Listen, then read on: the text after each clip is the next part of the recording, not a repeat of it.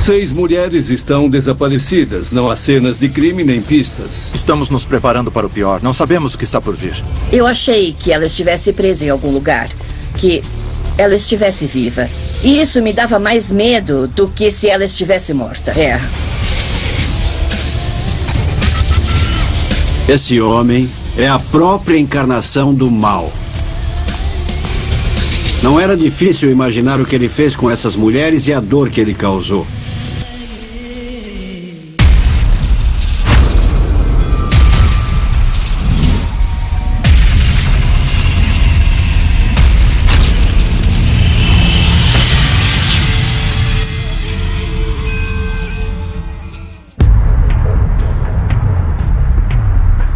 No inverno de 1996, a pacata cidade de Poughkeepsie, em Nova York, conheceu um dos capítulos mais sombrios da sua história.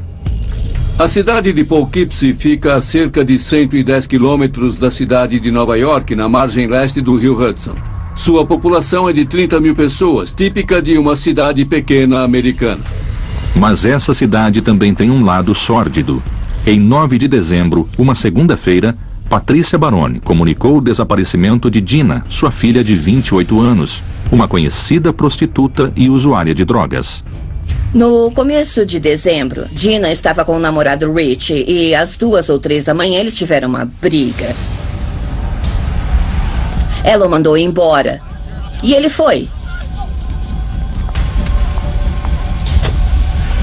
Quando ele voltou, ela não estava mais lá. Então, cerca de uma semana depois, ele foi até a minha casa. Eu não o conhecia. E ele bateu na porta e disse, não consigo encontrar a Dina. E eu disse, como assim não consegue? A Dina sempre está por aí. Sempre. Ela não vai para nenhum lugar. E ele disse, eu não a vejo há dias. Então, eu disse para minha irmã, precisamos ir à polícia comunicar o desaparecimento, porque a Dina nunca desaparece. Ela está sempre à vista. Para Dina e sua mãe, a vida em Poughkeepsie sempre foi uma longa e dura batalha. Quando fiquei grávida em 1967, o pai da Dina não quis saber dela e simplesmente foi embora. Ela era adorável e não dava nenhum trabalho. Em 1978, Dina e eu nos mudamos para Poughkeepsie. Achei que seria um lugar melhor para criá-la. Aluguei um apartamento pequeno, ela ia para a escola e eu ia trabalhar. Dina tinha uns 10 anos na época. Era uma menina muito tímida, muito boazinha. Quando tinha 15 anos, ela começou a andar com a turma errada e foi quando ela começou a se drogar. Aos 16 anos e meio, ela já tinha parado de estudar e me causava tantos problemas que eu não conseguia mais lidar com ela. Era demais para mim, demais. Ela estava afundando num buraco e não conseguia mais sair. Logo, Patrícia descobriu que a filha estava se prostituindo. Quando a Dina tinha 21 anos, eu disse que não podia mais viver daquele jeito e que ia alugar um apartamento para mim. E ela disse que tudo bem, porque tinha para onde ir. Ela ia morar com o namorado, mas não deu certo. E dos 21 aos 24 anos, ela morou em vários lugares diferentes. Talvez 10 ou 12 lugares, com 10 ou 12 famílias, pessoas, seja o que for.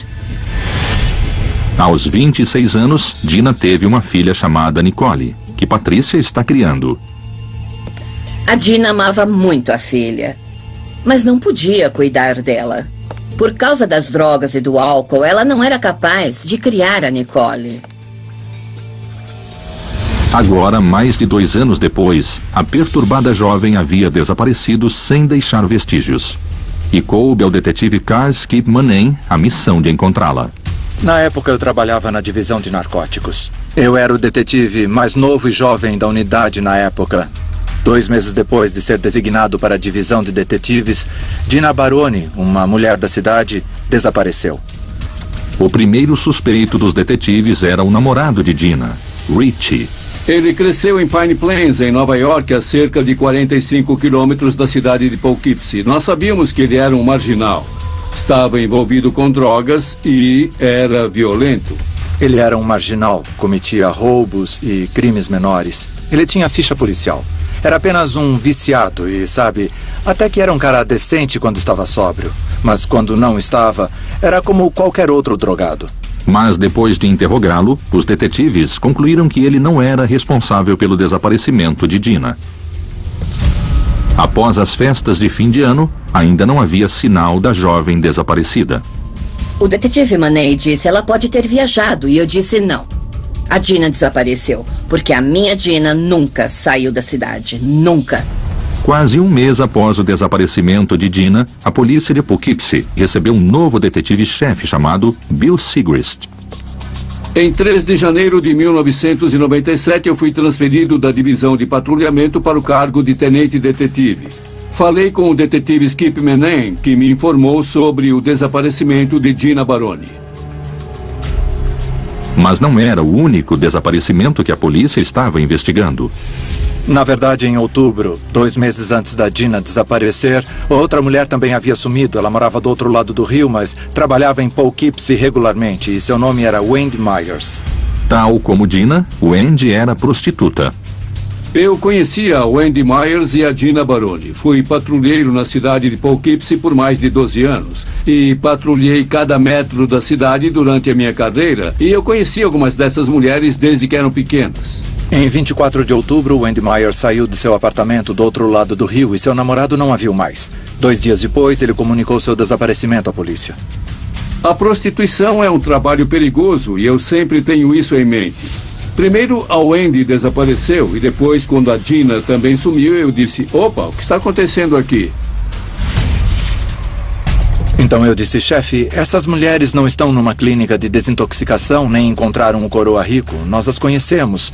Suas amigas continuam nas ruas, mas elas não estão. Algo muito errado está acontecendo. Mas os detetives sofriam pressão para não gastar recursos num caso envolvendo prostitutas.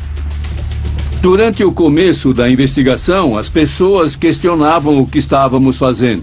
Na maioria dos casos, se você for à delegacia e disser que sua filha é prostituta e desapareceu, a polícia não dará importância porque prostitutas são vistas como cidadãs de segunda classe. Eu liguei para o jornal de Poughkeepsie e pedi que escrevesse uma matéria sobre as meninas desaparecidas. E eles disseram que não estavam inteirados e que não escreveriam a matéria. E eu disse, se fosse uma aluna do Vassar College, aposto que escreveriam.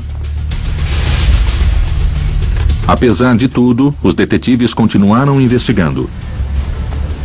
Mas antes que descobrissem algo, mais uma mulher desapareceu.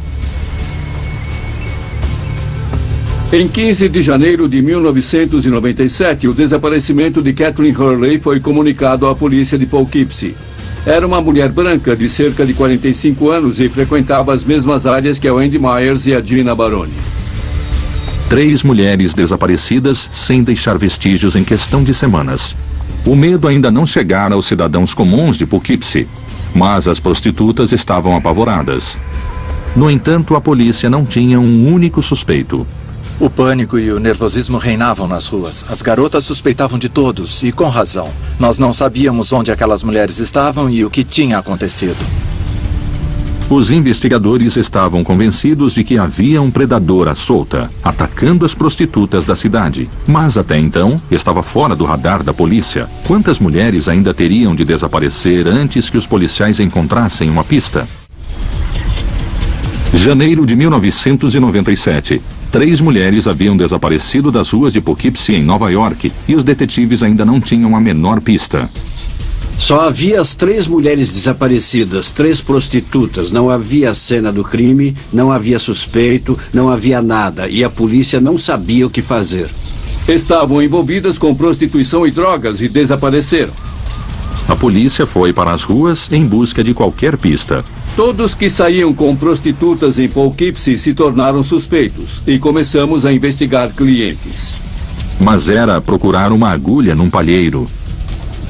Numa cidade como Poughkeepsie, sabemos que há uma região interna da cidade tomada pelo crime com muita prostituição e que é frequentada por clientes da cidade e de fora da cidade. Eles são de todas as classes sociais. Eles vêm de perto ou de longe, 50, 60 quilômetros. E isso tornava a nossa base de suspeitos imensa. Então, nós criamos um questionário e começamos a interrogar as mulheres envolvidas com prostituição. Perguntamos se elas sabiam algo sobre as mulheres desaparecidas e também perguntamos se elas tinham tido contato com alguém violento. A investigação deu frutos. Várias mulheres mencionaram o mesmo homem. Kendall François, de 26 anos. Kendall François era um cara grandão, devia ter 1,90 e pesar 180 quilos. Seu odor corporal era horrível, ele não tinha higiene. E muitas mulheres, depois que começamos a investigar e a ouvir o nome de François, reclamaram que muitas vezes ele era agressivo com elas. As mulheres disseram que François chegou a ameaçar uma garota com uma faca, mas que ela não quis dar queixa à polícia. Nós decidimos vigiar Kendall François e sua casa e ver o que descobríamos sobre ele. O que eles descobriram foi perturbador. Ele morava com a mãe e o pai, trabalhava num colégio e saía à noite para pegar prostitutas. Ele saiu de casa e nós o seguimos. Ele circulou por diferentes bairros. Com o passar do tempo, 1 hora, 1h30, ele seguiu para a área de prostituição. E se tornou quase uma compulsão física. Ele não prestou mais atenção aos sinais de trânsito. Passou por sinais vermelhos e de pare tentando encontrar uma prostituta. E naquela noite ele não encontrou nenhuma. Por um período de 7 dias, instalamos uma câmera de vídeo na casa do Kendall para ver o que ele fazia quando chegava e saía. Depois de vigiar e seguir o Kendall, não conseguimos nenhum motivo para pedir um mandado de busca. 3 meses depois do desaparecimento de Gina Baroni, a investigação estava num beco sem saída e cada vez mais complicada. E em 7 de março de 1997, a mãe de Catherine Marsh comunicou o desaparecimento da filha à polícia.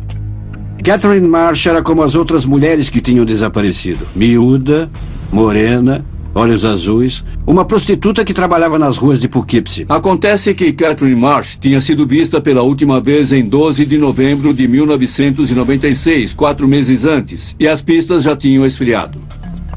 Agora eram 4 mulheres desaparecidas em 4 meses, de outubro a janeiro, e compreendemos que era um grande problema. Na época não tínhamos nenhuma pista sólida, estávamos nos preparando para o pior, não sabíamos o que estava por vir.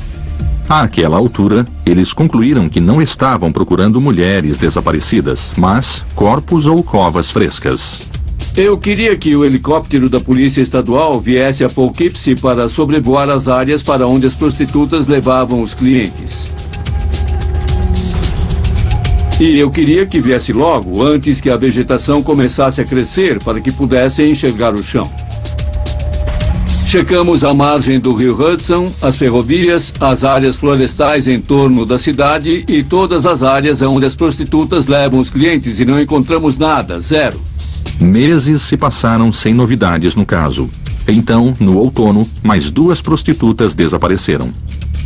Tínhamos então 6 mulheres desaparecidas. Não havia nenhuma cena do crime e nenhum indício de que algum crime ocorrera. Mas agora a polícia tinha a imprensa a seu lado. Em dezembro de 1997, o Poughkeepsie Journal finalmente publicou uma matéria sobre o caso. A manchete era uma pergunta arrepiante. Há um assassino em série à solta? Quando o Poughkeepsie Journal finalmente publicou a matéria, fazia aproximadamente 1 ano que a Gina estava desaparecida. Mas eu nunca parei de pensar: onde está a Gina? Onde está ela? Sabe? E a pior parte era que eu achava que ela estivesse presa em algum lugar. Que ela estivesse viva. E isso me dava mais medo do que se ela estivesse morta. Então a história saiu no jornal de Poughkeepsie, mas não ajudou a polícia, porque ninguém apareceu com nenhuma informação. A polícia continuou sem nenhuma pista. Não havia cena do crime, não havia nada, fora várias prostitutas desaparecidas. Não podíamos ficar parados esperando que alguém nos desse informações. Se não havia informações disponíveis, então tínhamos que sair e falar com as pessoas e continuar a cavar mais fundo. O tenente Sigrist bolou um plano ousado e não ortodoxo. Pressionar o único suspeito que tinham, Kendall François. Em 18 de janeiro de 1998, Kendall François e sua mãe saíram de casa pouco antes das 7 da manhã. Os investigadores os seguiram em carros comuns. Esperamos o Kendall deixar sua mãe no trabalho. Depois nós o seguimos e, finalmente, nós o paramos e pedimos que fosse até a delegacia para falar conosco. E ele olhou para mim e disse: "Tudo bem, tenente, eu sigo vocês." A sala de interrogatório estava toda preparada. Colocamos um mapa na parede, circulamos a casa de Kendall François, fizemos um desenho da casa de Kendall no mapa, para que quando chegasse, ele soubesse que era um suspeito e tivesse algo em que pensar. Espalhamos pela sala fotos das prostitutas desaparecidas e dele, para colocá-lo numa situação em que, se ele fosse o responsável, nós perceberíamos e o pegaríamos, embora não soubéssemos. Se François ficou abalado, não demonstrou. Ao contrário, manteve uma atitude calma e respondeu todas as perguntas dos investigadores de modo respeitoso. Até concordou em passar por um detector de mentiras. Durante o interrogatório, eu não parei de falar do suposto crime em que ele teria estuprado uma garota, ameaçando-a com uma faca, e que ela tinha acusado ele. Eu continuei perguntando e ele continuou negando, dizendo que ele nunca tinha feito isso, que nunca tinha ameaçado nenhuma prostituta com uma faca. Eu continuei pressionando Kendall, perguntando, e ele finalmente disse: "Olha, não era uma faca, era uma lixa de metal." Eu disse: "Bom, então me leve até sua casa e me mostre essa lixa e podemos resolver isso." E ele concordou. Sem pistas para pedir um mandado de busca, a polícia agarrou a chance de entrar na casa do suspeito. Mas François permitiu que apenas um detetive o acompanhasse.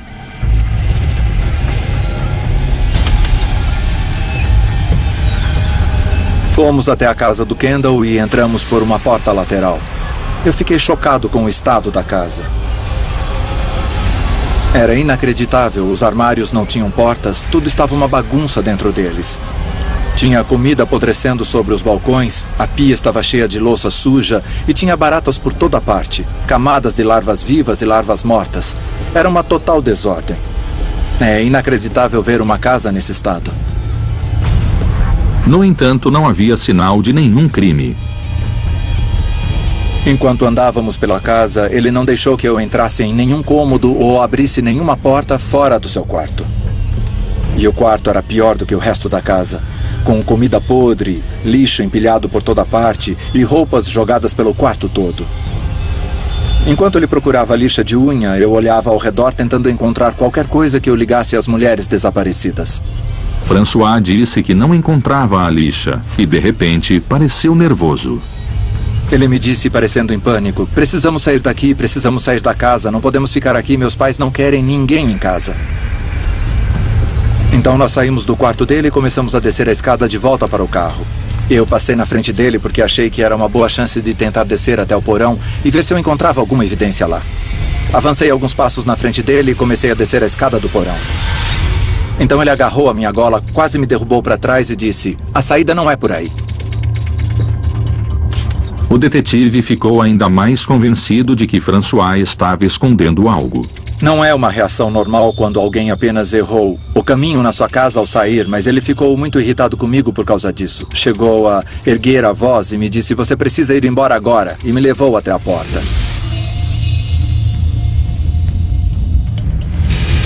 Depois, Kendall François foi levado à delegacia da Polícia Estadual e fez o teste do polígrafo.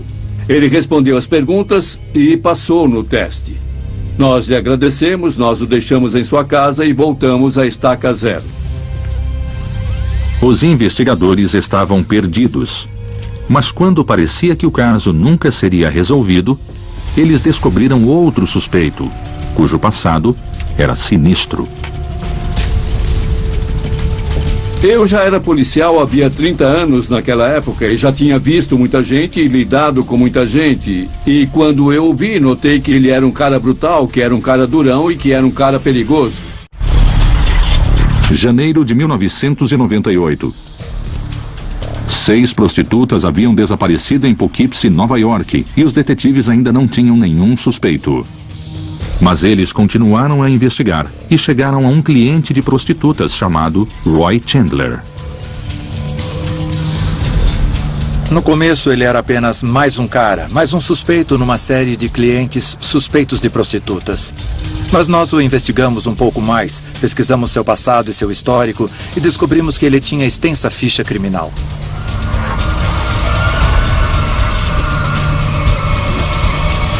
Seu passado criminal consistia de agressões e, no sul, um estupro e o envolvimento com uma mulher que foi assassinada. Ligamos para o Departamento de Polícia da Carolina do Sul, de onde ele era. Falamos com alguns policiais de lá e eles nos disseram que se mulheres haviam desaparecido aqui, ele podia ser um forte suspeito. A polícia queria interrogar Chandler, mas ele estava preso na cadeia de Poughkeepsie. Soubemos que ele tinha sido preso por contratar uma prostituta e que foi mandado para a prisão do condado, onde cumpriu uma sentença curta pelo crime. E soubemos naquele dia que ele seria solto da cadeia à meia-noite. Então, eu e os outros detetives fomos até lá para encontrá-lo. E à meia-noite ele saiu, e lá estávamos nós. Dissemos que queríamos falar com ele. E vimos imediatamente que aquele cara era, sabe, um criminoso profissional, um cara grandão que não gostava da polícia, isso era óbvio. Ele chegava a dar arrepios. Ele era um criminoso de carreira. Certamente não tinha medo de ser interrogado por alguns policiais e, obviamente, seria um osso duro de roer. Chandler negou veementemente qualquer envolvimento com as mulheres desaparecidas, mas a polícia estava longe de convencida. E aí, meu irmão? Cara? Beleza? Como é que você tá? Nós o levamos até a casa do irmão, conhecemos o irmão dele, conversamos com os dois e descobrimos que ele não estava morando na casa do irmão, que era uma estranha casinha decrépita no bairro. Ele morava na floresta, na periferia de Poughkeepsie, e era um tipo de cigano, um cara que viajava pela floresta e vivia da natureza. Não encontramos nada na casa do irmão, mas precisávamos revistar a área florestal onde ele estivera acampado. Poughkeepsie fica no meio de uma enorme área rural. Além de ser banhada por um dos maiores rios do mundo, então o que não falta é onde desovar corpos, e ninguém sabia onde procurar. Então pedimos que ele nos levasse a alguns locais onde ele havia acampado. E, sabe, era no campo, uma área muito grande com várias propriedades. E estávamos lá procurando por... Bom, seria ótimo se encontrássemos uma das mulheres lá.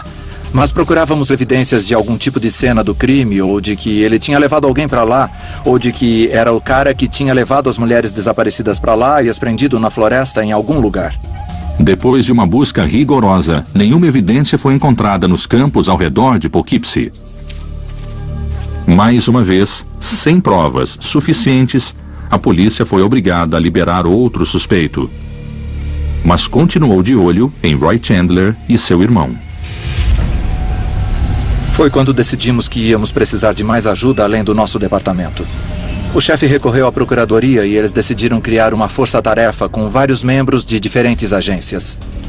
Em 27 de agosto de 1998, os membros da recém-formada Força Tarefa se reuniram com nervosismo para uma entrevista coletiva. O público exigia respostas que a polícia simplesmente não tinha.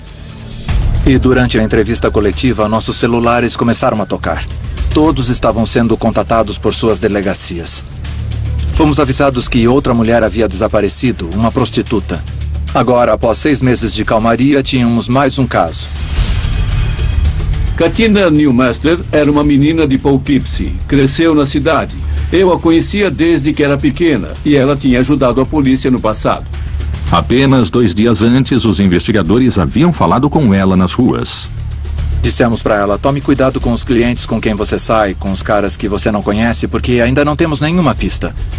E a Katina, com o jeito dela, disse, não, eu sou esperta demais para cair nessa, não se preocupem comigo, eu sei o que eu faço. E quem diria, 2 dias depois, foi Katina quem desapareceu. Tudo isso acontecia debaixo do nariz da força-tarefa e a polícia estava desmoralizada porque pessoas eram raptadas na rua principal, desapareciam e a polícia parecia incapaz de fazer alguma coisa. Mais uma vez, o tenente Sigrist pediu ajuda. Liguei para o agente especial com quem eu estava em contato e disse que agora eram 8 mulheres desaparecidas. E eu disse que as últimas 2 sumiram na mesma área em plena luz do dia. Oi, tudo bem? O agente especial sugeriu que nós fizéssemos bloqueios nas ruas dos bairros onde as mulheres sumiram. Os bloqueios foram feitos durante o dia para literalmente arrancar algo da comunidade. Era algo muito lógico a fazer. Fomos com carros oficiais da polícia. Pedi para minha secretária fazer cartazes e começamos a bloquear as ruas às 9 da manhã. Manning seguiu para um bloqueio aquela manhã com o detetive Bob McCready. Paramos no sinal vermelho, olhamos para a direita e eu disse para o Bob, olha quem está sentado naquele carro. Após 2 anos de frustração, o detetive estava a um momento da pista que finalmente revelaria a brutal verdade. Poughkeepsie, Nova York, 1º de setembro de 1998. Ainda procurando pistas no caso das prostitutas desaparecidas, os detetives Skip Manning e Bob McCready planejavam passar a manhã falando com motoristas num bloqueio de rua. Quando eles pararam no cruzamento da Main Street e da Grand Avenue, o cruzamento onde organizamos o bloqueio, eles viram Kendall François parado em seu carro no semáforo. Eu olhei e disse para o Bob, ei, olha quem está naquele carro. E era Kendall, um dos nossos principais suspeitos. E fazia tempo que não o investigávamos porque nenhuma mulher havia desaparecido ultimamente. Paramos no estacionamento e quando Bob e eu saímos do carro, um cidadão que nos conhece começou a gritar nosso nome e veio correndo até nós. O cara chegou e gritou, Skip, ei Skip, tem uma garota aqui que disse que foi estuprada. E o Skip e o McCready correram para o posto. Lá, eles encontraram a prostituta Christine Seller, nervosa, com hematomas recentes no pescoço. Encontramos uma menina parada naquele lugar, obviamente muito nervosa, chorando, agitada, desesperada. E quase dava para ver as digitais no pescoço dela devido ao sufocamento. No começo, ela não quis falar com a polícia porque pensou que ia ser presa, que eles tinham um mandado de prisão. Mas finalmente o Skip e o McCready a convenceram a contar o que tinha acontecido. Ela gritava e chorava histericamente. E eu perguntava, quem fez isso? Quem fez isso? E ela gritou, aquele maldito Kendall tentou me matar.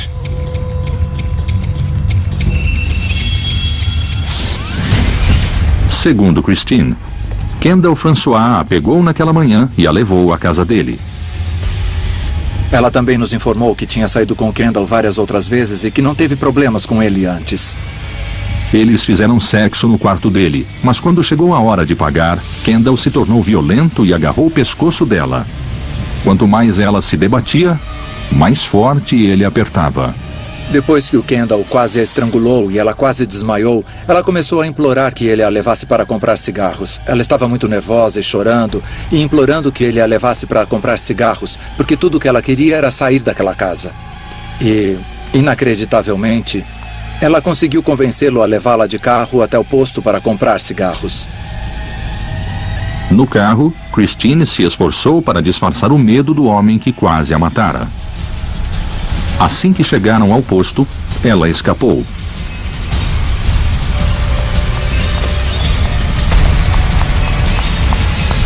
Quando saiu do carro para comprar cigarros, ela não saiu mais do posto de gasolina e foi quando nós chegamos.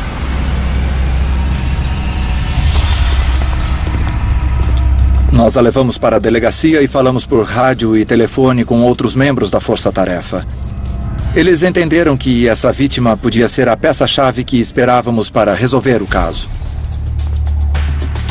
Naquela tarde, a polícia emitiu um mandado de prisão para Kendall François. Nós decidimos que iríamos levar o Kendall para a delegacia para que membros da força-tarefa o interrogassem. Nós o buscamos e levamos até a delegacia e o interrogamos sobre o que tinha acontecido naquele dia.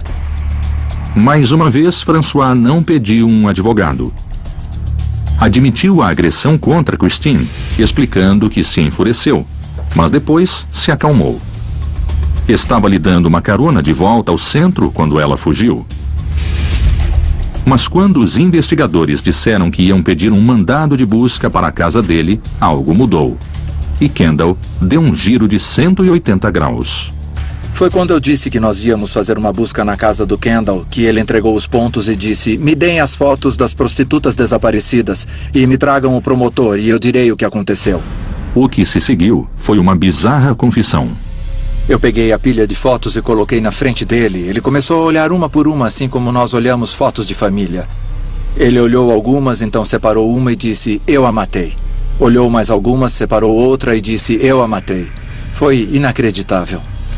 Estávamos investigando havia 2 anos todas aquelas mulheres desaparecidas sem um fio de evidência. E ele passou pelo teste de polígrafo, foi vigiado e de repente estava confessando ter matado as 8 mulheres. Os investigadores estavam atônitos com a atitude fria de François. Eu estava observando pelo vidro fosco e ele olhava as fotos e explicava como tinha matado as mulheres, como tinha acontecido. Ele falava de modo natural: essa eu matei, essa eu não matei. Eu estava em casa, o telefone tocou e o Skip disse: Bill, venha para cá agora mesmo. O Kendall está confessando tudo. Começou a dizer onde os corpos estão. Então, olhei para minha mulher e disse: preciso ir. Eu estava assistindo a confissão numa outra sala. Eu estava de terno e percebi que os corpos estavam enterrados pela cidade toda, pelo condado ou pelo estado. Eu liguei para minha namorada em casa e pedi que ela me levasse roupas, sabe, botas de trabalho, jeans e blusões, para eu me preparar para cavar e procurar as vítimas que ele matou. Não importava onde estivessem os corpos, era um alívio por ter acabado. Depois de 22 meses, estávamos desgastados. Mas o pesadelo estava longe de ter acabado. O que Kendall François revelou em seguida levou os policiais de Poughkeepsie a um dos locais mais sinistros e horripilantes que já tinham visto. Ela foi levada a um local tão apavorante que só a ideia da casa ainda estar de pé me dá arrepios.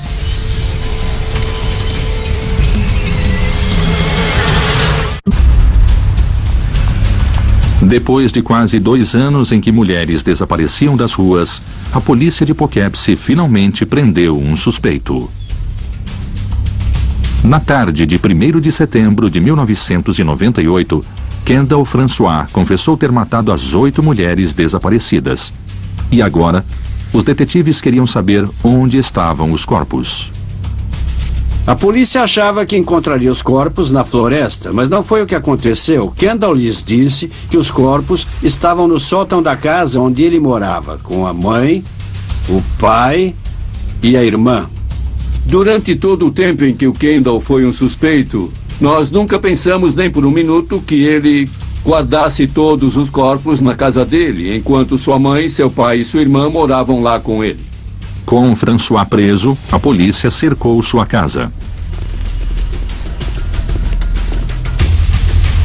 Havia um exército de agentes da polícia do estado de Nova York e da polícia da cidade de Poughkeepsie.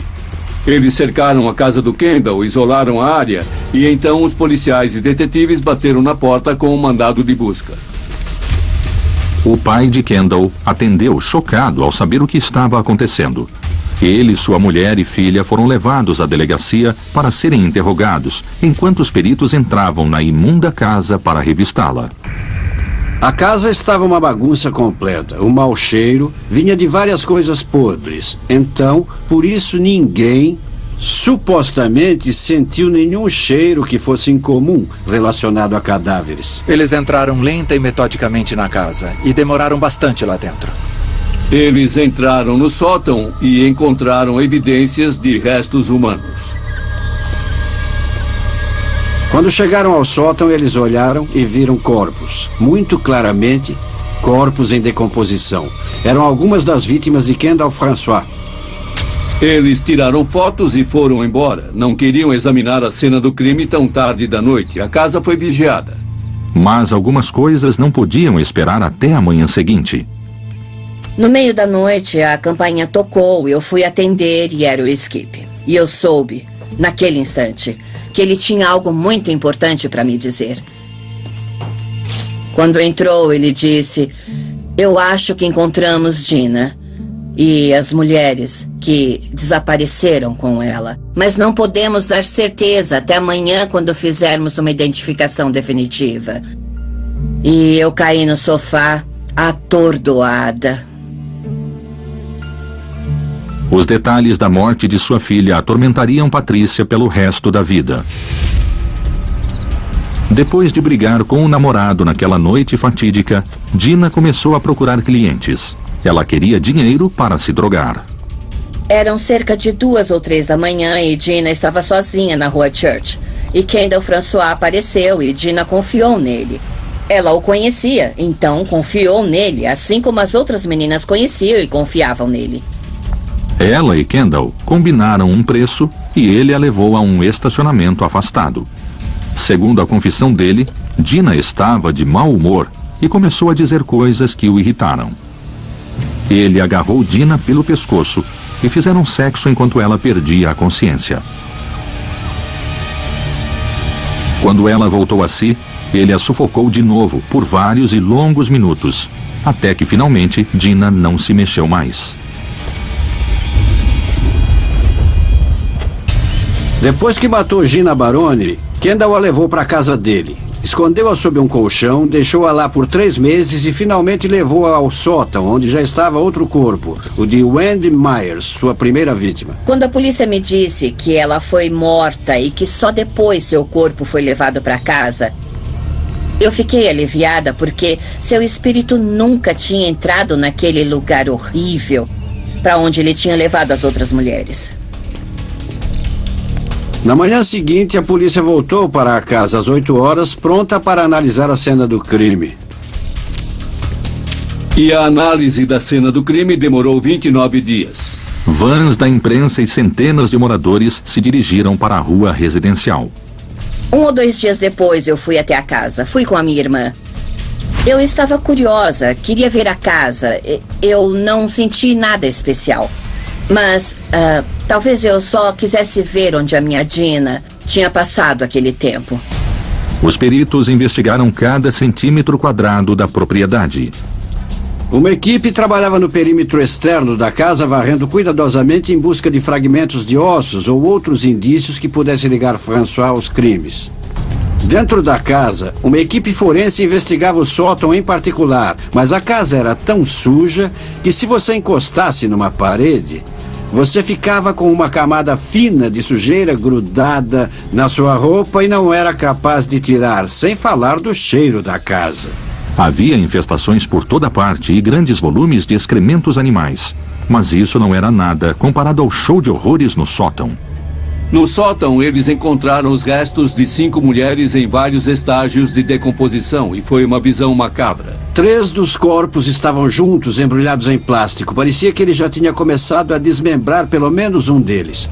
O 4º corpo estava se decompondo numa piscina infantil. O 5º corpo estava numa lata de lixo e estava tão decomposto que parecia um quadrado e tão repugnante que um dos peritos não suportou e precisou ser dispensado.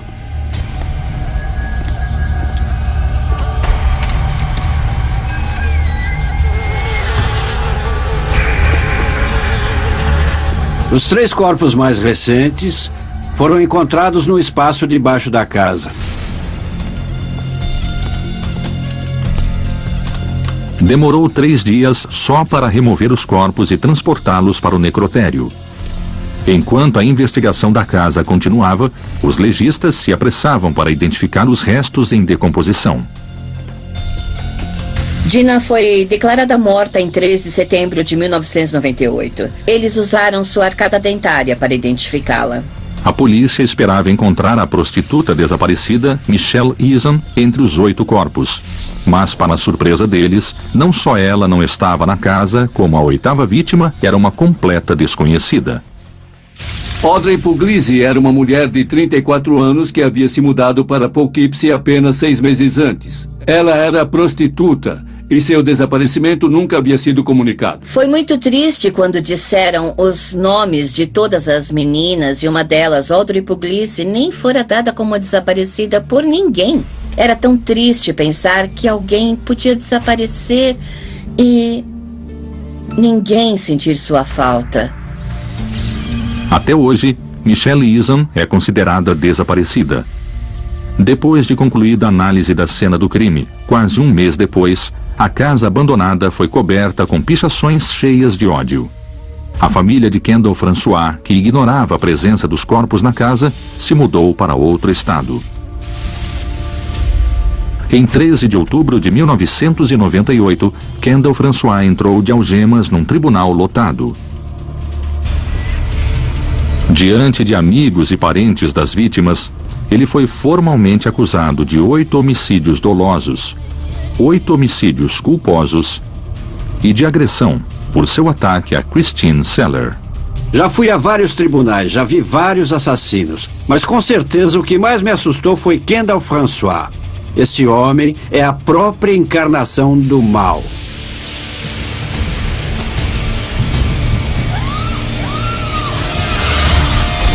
Não era difícil imaginar o que ele fez com essas mulheres e a dor que ele causou. A promotoria pedia a pena de morte, mas aceitou uma confissão de culpa em troca de prisão perpétua sem direito a condicional. A promotoria decidiu não julgar François, mas fazer um acordo, e o acordo foi basicamente esse. Ele se confessava culpado por todos os crimes, pegava prisão perpétua, que é o máximo que podia pegar em Nova York.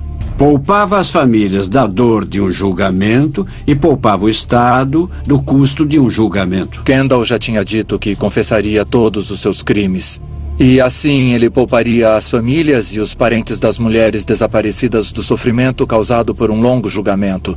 E aceitaria as 8 prisões perpétuas, mais 25 anos pela agressão sexual. Eu queria que ele desaparecesse. Eu não queria vê-lo nunca mais. E o promotor público disse que se houvesse um julgamento e ele fosse condenado, haveria apelações e aquilo continuaria por muitos anos. Então acho que assim foi melhor. Ele desapareceu. É como se estivesse morto. Enquanto a cidade de Poughkeepsie continua a superar o trauma, Kendall François está preso em Attica, o presídio de segurança máxima de Nova York. Graças à dedicação das autoridades locais, ele continuará lá, como prisioneiro número A4160 pelo resto de sua vida.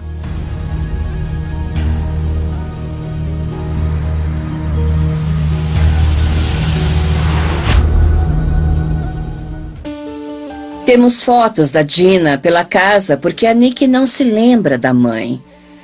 Ela era muito nova, mas nós contamos como a Dina era e sempre dizemos que ela a amava muito.